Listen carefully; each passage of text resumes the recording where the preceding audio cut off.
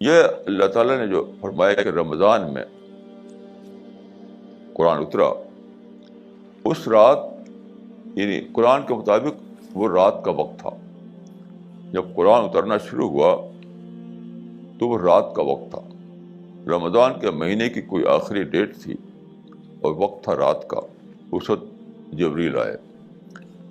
اس رات کو قرآن میں لیلۃ القدر کہا گیا ہے. انا انزلناہ فی لیلۃ القدر. تو لیلۃ القدر کی بہت اہمیت ہے.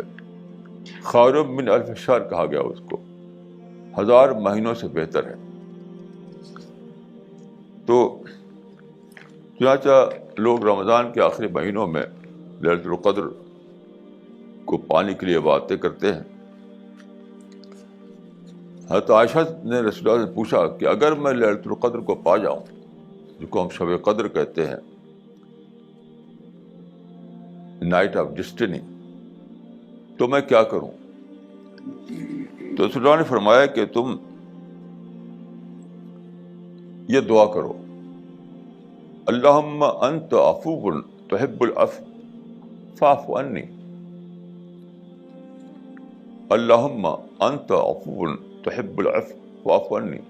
اے اللہ، تو بہت معاف کرنے والا ہے، تو معافی کو پسند کرتا ہے، تو مجھ کو بھی معاف کر دے. اس دعا میں آپ نے کیا بات فرمائی؟ یہ الفاظ نہیں ہے، ان الفاظ کو نہ سمجھے کہ بس یہ الفاظ دہرا دیا آپ نے تو بس کام ہو گیا آپ کا. یہ مطلب نہیں ہے. اس کا مطلب یہ ہے کہ شب قدر جو ہے، آپ نے یہ بتانا، اس کے ذریعے بتایا کہ شب قدر میں کیا چیز مانگنا چاہیے.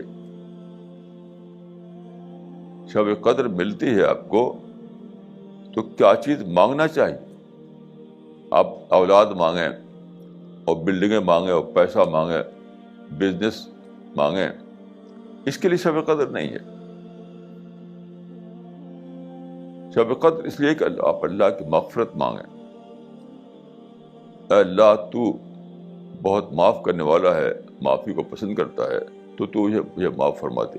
تو سب سے بڑی مانگنے کی چیز اللہ تعالیٰ سے یہ ہے. اس دعا کے ذریعے آپ نے یہ سبق دیا کہ مانگنے کی چیز کیا ہے.